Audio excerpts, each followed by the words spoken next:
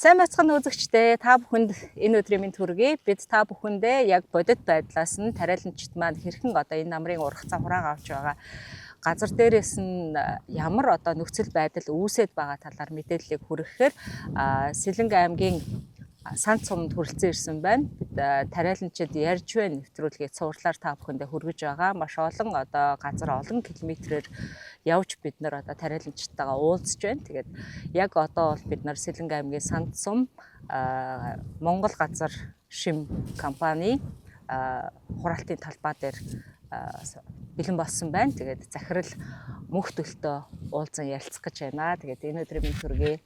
Сайхан намарч гин үү? Сайн байцгаана уу? Танд энэ өдрийн мэнд хүргэе. За энэ жил ургацаа хураагаад одоо эд ажилдаа явж байна. Энэ жилийн ер нь нөхцөл байдал цагаагаарын ер нь ямархуу үзэгдэл болов те ихэнх нутгаар маань бас ган гачиг боллоо. Зарим тариаланчид маань зүгээр л хатланч шиг одоо өвс багаад ямар ч одоо үрээж үнтэй одоо үр хийсэн ч гэсэн үрээж авч чадсангүй, за ургацаач авч чадсангүй, зарим нь юм байна. Зарим нь бодвол үнэхээр сайхан авлаач гэж байгаа нутгууд бас байна л та. Тэгээд танаа бригадийн хувьд, танаа компанийн хувьд ер нь энэ жил цагаагаарын нөлөөлөл хэрэг байв? За бид энэ жилийн хувьд бол цагаагаарын нөхцөл байдал Дархан Сэлэнгийн бүс нутагт энэ Тариалангийн бүс нутагт бол харьцангуй ер нь бол хуржийг багтай тийм жил байсан. Мөн адил яг энд манай сум орон нутагт бол яг л нөхцөл байдал адилхан байлаа. Тэгээ бидний төлөвлөж исэн ургац хураалтын авах будаа тэжээлийн норм бол нэг үндсэндээ 50%-аар төлөвлөгөөндөө биелээгүй нөхцөл байдалтай байна. Дахин тариалтын процесс явагдлаа тийм. Эхлээд тариалсан юм хуржийг юунаас гандалтын байдалтай соёлтын шатнд ингээд өгч чинь стресстэй өгч чинь. Тэрэн дээр дахиж нөхөн сэргээлт дахиж тариалтын тийм процесс ногоон тэжээл тариалсан юм. Ер нь хөрсөн дээр хэд хоног чийг буугаагүй. За үндсэндээ бол нэг сар 10 хоног буугаагүй. Анх тариалтын 5 сарын 10-д одоо ер нь бүх л тариалтчид 5 сарын 10-аас 20-ийн хооронд л тарьж байгаа. Гэвч манай энэ яг энэ орчин нөхцөлд Санд сумын хувьд бол 6 сарын 20-д гаргаж иж ер нь чийг өгөх хэмжээний бороо орж байгаа. Тэр маш их уур ашилтай тийм жил болж өнгөрлөө. Хүндий газар бас салхи ихтэй ах шиг юм те. Хөрс ер нь хэр хөрстэй байдаг. За хөрсний хувьд бол манай энэ яг энэ орчны нөхцөлд бол их боломжийн хөрстэй. Тэгтээ яг нөгөө олон жилийн тариалтын явц хөрснийхөө нөхөн сэргээлт хийгээгүй бас бидний шилтгаалах зүйл байгаа. Ер нь бол хөрсний хувьд бол ер нь дажгүй хөрстэй гэж бид нар үзэж байна. Танах улаан будаанаас гадна өөр ямар төрлийн тармил тариалж байна те? Улаан будаанаас гадна ногоон тэжээл, овиос те. Тэгээ ванду, арвай, холимог тэжээл явж байгаа юм байна. Ер нь компани үйл ажиллагааны чиглэл ямар шатандаа явж гин те? Бас фермертэй хосолсон аж ахуй байна уу? Тийм, бид нар энэ 2024 оноос энэ газар тариалангийн компанийг хосолсон фермертэй хосолсон чиглэлээр хөгжүүлэх гээд хүчтэй одоо хүч зорилгоо нэгтгэхэд ингэ явж байгаа хэдэн залуучууд байна. Тэрүүн дээр бид нэр газар тариалангийн бизнесийг яавал биднэрт үр ашигтай байх юм тий? Нэг хөгжүүл ер нь одоо фермерийн аж ахуйг бол засгийн газар одоо орон даяараа ингэ ярьж идэг. Энийг яаж хослуулж ер нь газар тариалангийн бизнесийг хослуулж явах уу гэдэг тэр бол ганц фермер. Бид нар бэлчээрийн мал аж ахуйтай гэдэг боловч одоо фермерчсэн аж ахуй руу шилжих цаг бол нэгэнт болсон. Бидний газрын байц те бэлчээр болгоно хүрэлцээтэй юу? Энэ бас эргэлзээтэй асуудал. Тэгэхээр бид нар бол энэ ургац ногоог бол үхрийнхээ фермтэй хослуулж ажиллахаар цогцоор нь хийхээр 24 оноос зөд ингээ 1 жил болж байна. 2500 үхрийн таацтай фермертэй ингээл иж тэжээлээ өгнө гэсэн ингээл явж байна. Жилийн хугацаанд их л олон одоо хүндрэл бэрхшээл тулгарсан болов гэж бодож байна те. Тэгээд яг хөдөө аж ахуйн салбар бас жил дамнаад л шийдэгдэхгүй ингээд бас асуудлууд яваад л байдаг. Нэг зохицоор нь ингээд нэг бацчмаар асуудлууд бас байгаад байдаг. Тэгээд яг таны хувьд нэг жилийн хугацаанд яг тохиолдож байгаа зүйлүүдээсээ бас тариаланчтайгаа хуваалцвал.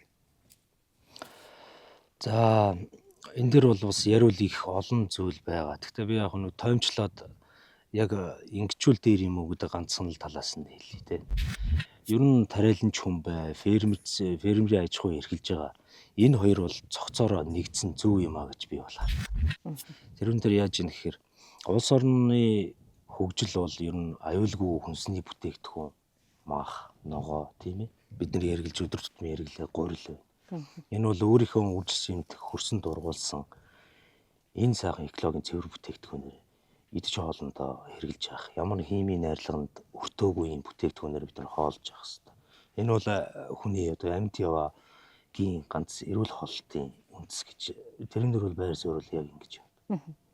Хүнээр хоолоо бэлдүүлмээр байна. Өөрсдөө бэлдээд цэвэр органик юм айдмаар байна тий. Тэгэхээр бид нар энэ одоо жишээд үрдэхэд манай үхрийн үйл ингээд шахаад фермерчсэн үхрийн хоол бол ямар ч гадны нөлөө өгөхгүй. Яг өөрсдийнхөө тарж ургуулсан будаа эрдэнэ шиш одоо юу гэдэг те. Энэ тэр ванду энэ бүгд ямаараа тижээгээд ингээд явж байгаа болохоор бид нэр тэр махан хэрэглэгчдэд хүрэх гээд ямар ч аюулгүй байна.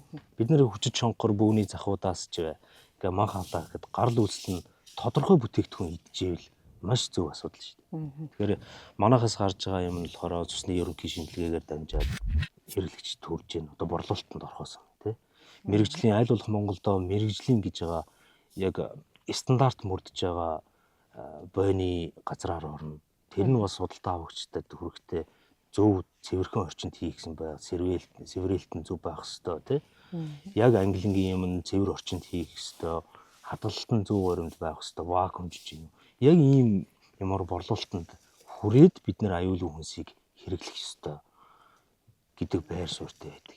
Тэгээд яг хуу салбар одоо энэ фермийн салбар, энэ аж ахуйн салбар энэ болгон дээр хүмүүс маш их энийг фермержүүлчихье тий ашигтай гоё ажиллачий гэдэг боловч за яг өнөөдрийн хувьд бол манай бодлогын хүрээнд бол маш их сайхан юмнуудыг ярьдгийн байна лээ. Би бас энэ тентхийн хурал зөвлөгөөн дээр Сэлэнгэ аймгийн тариаланчд тий би бүр хүнсний ногооны хүртэл надад би хүнсний ногоо тариалахгүй байгаа боловч би хүнсний ногоон дээр яаж тулгымцсан асуудал байдгийг гэдэг тэр зөвлөгөөнд нь хүртэл сууж үзсэн. Энэ дээр бол би ингээд яг өөрийн болж байгаа юмтай харьцуулахад яг надтай адилхан юм байт юм. Сайхан бодлогын төвшөнд хүмүүс одоо тэгээ дарга нарын энэ чиглэлийн салбар сайд яамд нь бол хийгээд идэг. Яг хөрсөн дээрээ бол энэ үгүй байна. Би энэ хэрэгжээлтэйг бол нэг 15%-аас дээшээ нэх гарахгүй байгаа болов гэж би дүгнэж байгаа. Уучлаарай. Гэхдээ энэ бол зөвхөн миний л бодол те. Тэр энийг яаж сайн хөгжүүлэх вэ?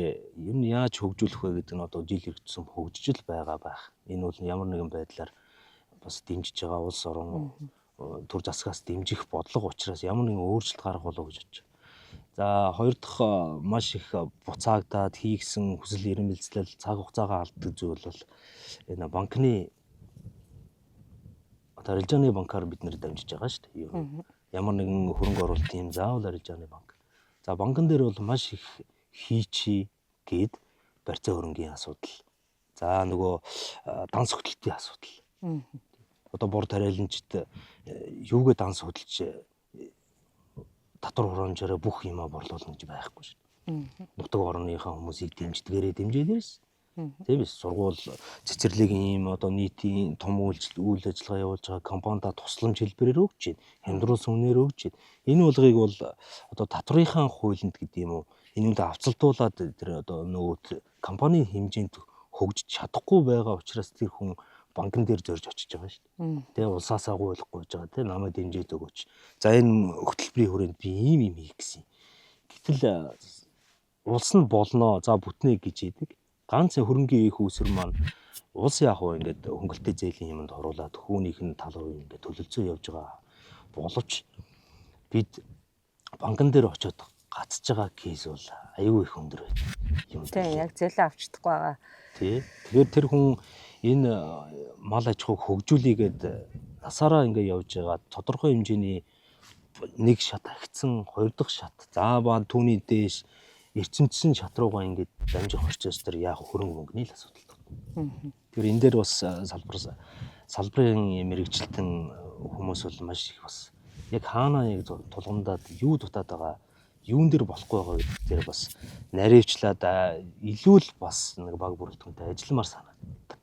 Яг тариаланчид манд хийгдэг шүү нэрэ жилийн жилдэл зээл авах гал банкн дээр очиод тэгэл барьцаа хөрөнгөнд дутаал эсвэл одоо ингээл юм болохгүй бол ингээл хасагддаг те эсвэл нөгөө банк маань мөнгө хөрөлдсөнгүй гэдэг зарим тохиолдолд юм нь бүртжил хасагдах тохиолдол байгаад байдаг. Ер нь энэ газар тариалан гэдэг чинь бас их том хөрөнгөөр эргэлдэхгүй л бол бас болохгүй байгаа юм л да. Стратегийн бүтээгдэхүүн чухал. Гэхдээ бизнес хийхэд бас дахиад нөгөө хөрөнгө оруулалт гэдэг юм чинь бас чухал болчиход байна. Тэгээд тэр болгон бас яг тэр хөрөнгө оруулалт нь байхгүй тэгээ яг гацалтын байдалтай явж байгаа ажлууд зөндөл байна. За тэгээ урагшаа ингээ хараад бас за энэ ажил руу ингээ дайраад орё. За энэ салбарыг бол бас боломжийн салбар байна гэж тооцоод залуучууд бас нэлээд орж ийн л та.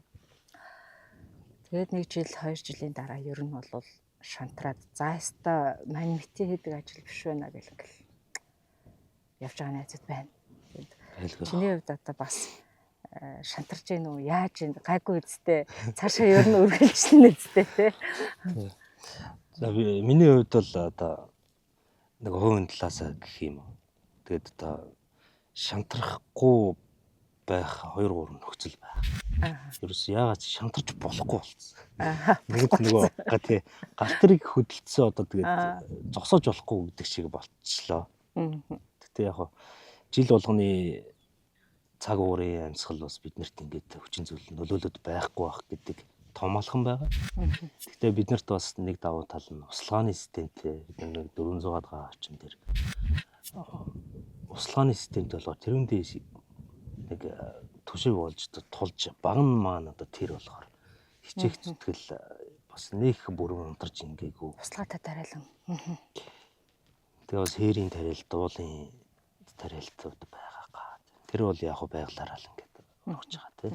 Гэхдээ яг манай энэ ханга дэлхий бас жил болгон юм байхгүй л үү тий. Бүх тариаланчид маань адилхан хурд унтсан адилхан унаад одоо тэгээд тариаланд нь өндөр их ургац авч байх байлгүй дээ л гэж одоо би хүсэж байна. Одоо мэрэгчлээ. Айгүй хоо дараа жил айгүй сайхан ургац авахын гэсэн шүү. Сайхан тата цагаагаар болохын гэсэн шүү. За тэгээд сая ингээ баригадаар яваад үзлээ.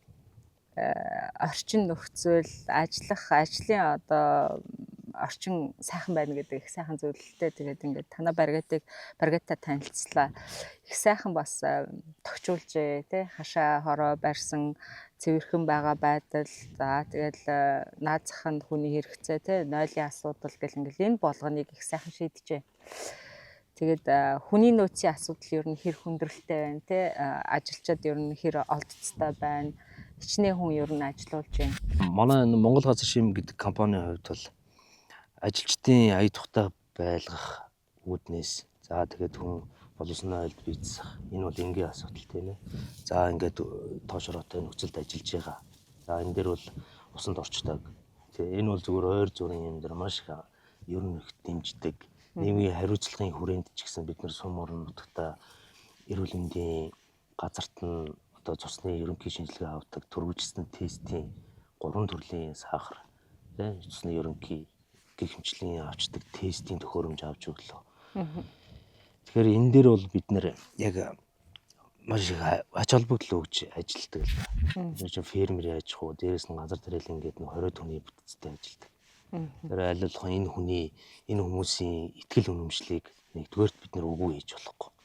За цалин бөнлөө юм энэ аль болох боломжоор нь өсгөөд явах.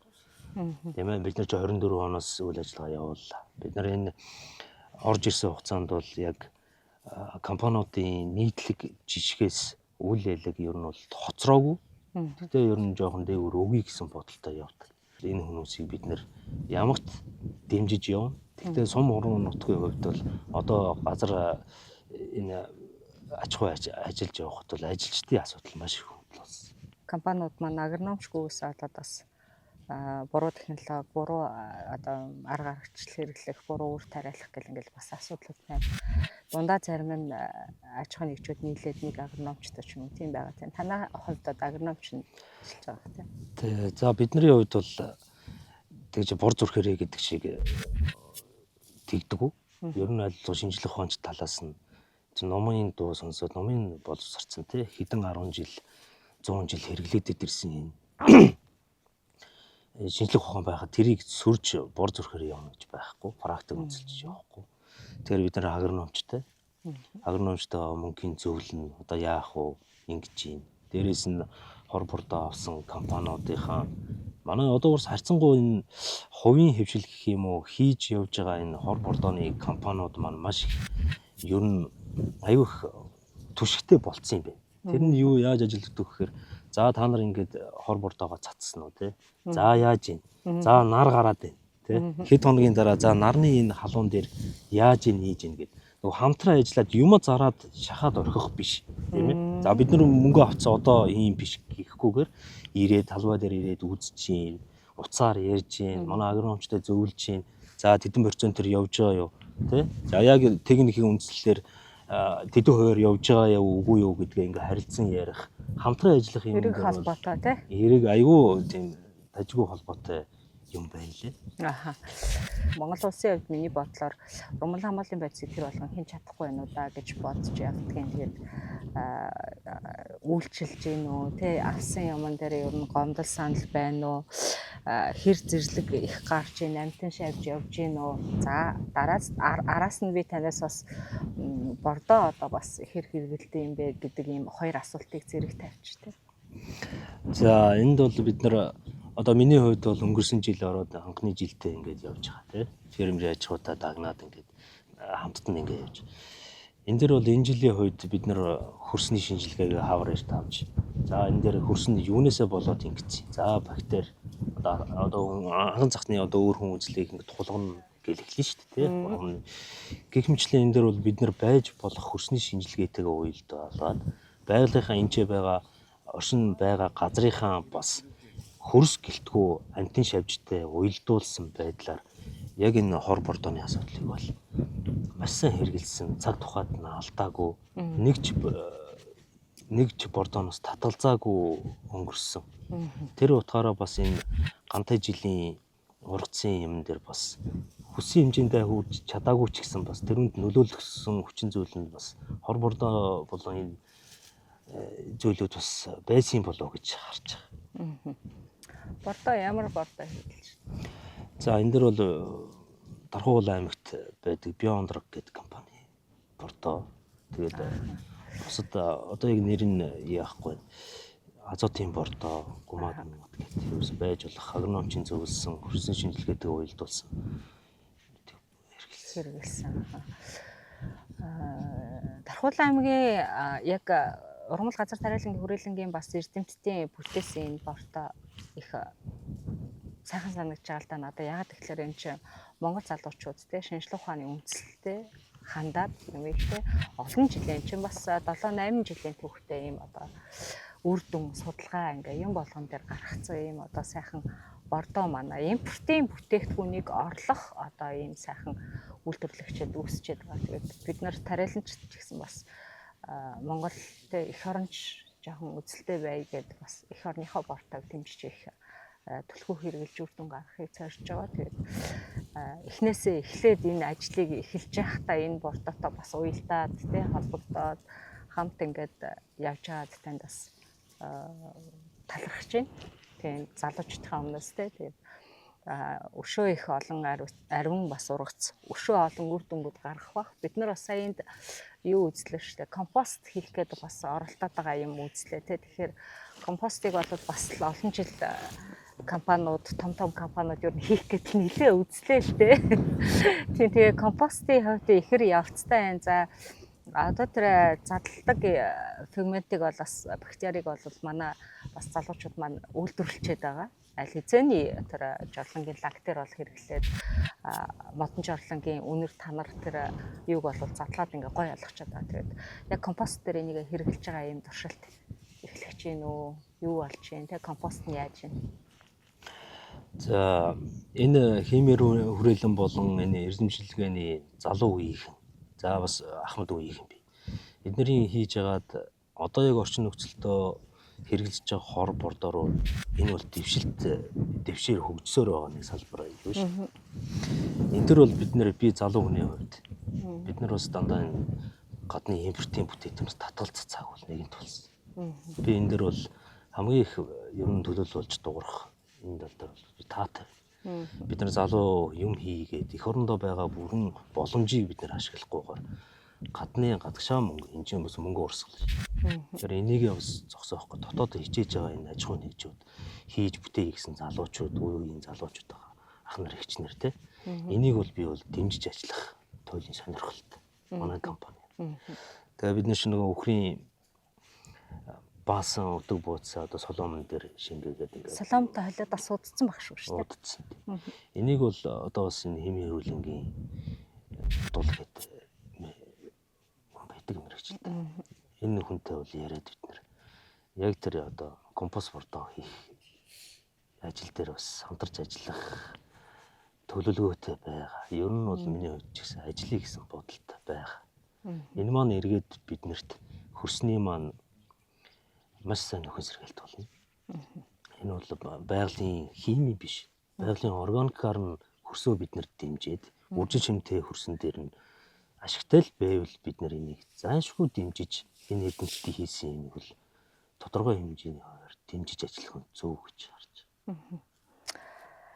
Бас надад нэг юм бодол байдсан маа. Тариаланчид маань яг энэ газар тариалан фермерийн аж ахуй хослох гээд ингээд бас нэлээд шилжилттэй юм үе төр байна л да. Зарим одоо босцсон том фермүүд байгаа хэдий ч гэсэн газар тариалан фермтэй хослуулаад ингээд хөгжүүлэх гээд бас нэлээд үзээд л байна. Зарим нь одоо үзгээл сэтгэл, зарим нь одоо дөнгөж төслөө бичээл явж яж магадгүй те. Тэгэхээр энэ тал руугаа нэлээд одоо залуучууд маань сонирхолтой болоод хазаачлаа. Тэгээд яг эдийн засаг талаасаа, бизнес талаасаа энэ ажил ер нь харагдахгүй байгаа юм шиг санагдаад байдیں۔ Таны одоо үзэл бодол ямар явдсан бол бит хоёрын бас нөгөө ярилцах хугацаа бас дуусах төгсөж байна. Тэгээд сүүлийн минутаа танд өвлдөө магадгүй энэ талаас нь одоо бизнес гэдэг талаас нь бас залуучуудаа хэлэх үг байгаа одоо гэж би бодоод байна л да. За миний туршлагаас бол залуучууд бас шантарах нь нэг хэвлэн яг зөв болчиход байгаа. Энд чи яг Шантархан зөв гэж юу? тий шантарах нь нэг зөв нь хайшин тий. Шантарчаад байгаа юм. Энэ нь болохоор тэр залуучууд хүсээгүй байхгүй. Энийг хөгжүүлж байгаа салбарын хувьд одоо би тэгэл дахиад өмнөх юм руу орж тий. Салбарынхны бодлого нь өөрөө яг энэ шинээр хийж байгаа залуучуудаа яг зөв хүрж байгаа юм. Яг хийчи гэдэг энэ хүсэл гал асаа явж байгаа энэ залуучууд дээр яг энэ бодлого нь өөрөө яг зөв чиглэлээр очиж байгаа юм уу? Эсвэл унтраах зүйл нь их нөлөөлөд байгаа юм. Энэ дээрээ бас их ажиллах нь зөв баг. Орж байгаа залуучууд маш их байгаа. Би тэрийг дэмжиж байгаа. Гэхдээ миний туршлагаас харахад бол яг энэ хослоод фермийн аж ахуй явах гэж байгаа газар бол нэгдүгээр бүс нутгаа зөв сонгоорой. Тариалангийн талбай өөрсдөө тариалалтаа хэрхэлж ингээд бүх юмыг худалдаж аваад ингээд байж болохгүй. Бидний тэрийг тээвэрлэх машин техник хүртэл гадаадын импортын түлшээр бид нэр эх орондоо үйлдвэрлэлүүд тушаа явж. Түлшний зардал гэх бусад нөлөөлөх хүчин зүйлсүүдийн зардал маш их байгаа. Тэрэн дээр болохоор бүс нутгаа зөв сонгож энэ аж ахуйг эрхлэхээр ил гэж хэлээ да. Захида тий. Бас үнэхээр өхрөн сайхан орон нутагт байгаа хэрнээ заашгүй бид нэр тижээлж тэрийг сүүвч бай, махч бай, ашиг гаргаж иж энэ явна шүү дээ. Тэгэхээр тижээлээ асар холоос зөөгöd байгаа одоо фермерүүд байгаа. Эдгээр төрүүжээсээ татан бугдаж байгаа. Энэ бол ерөөсөө бүс нутгаа буруу сонгосон гэдэг ийм нөхцөл байна. Тэгэхээр энэ дээр бас залуу энэгээр орох гэж байгаа залуучууд хүмүүсээ л тэрийг бас анхаараарай л гэж өөрт тохиолдсон юм бас зөвлөж хасаа зөвлөе да тий. За баярлалаа. Таны ажил үйлсэд өндрөөс өндөр амжилт хүсье. Энэ их ажлын хажуугаар бид нарт бас цаг гаргаад ярилцах боломж олгосон танд баярлалаа. Тэгээд эрүүл энх сайн сайхныг хүсье. Жилээс жилд таны ураг царин байх болтугай. Баярлалаа. Тэгээд өчигдөр намайг бас зориод энэ ч яриад энэ сайхан нэвтрүүлэгт подкаст ярилцлаганд боллоо. Маш их баярлалаа. Та бүгдийн цэс ажил үйлсэд өндрөөс өндөр амжилтыг хүсье. Танаа баг бүрэлдэхүүнтэй ажлын их амжилтыг хүсье. За баярлалаа.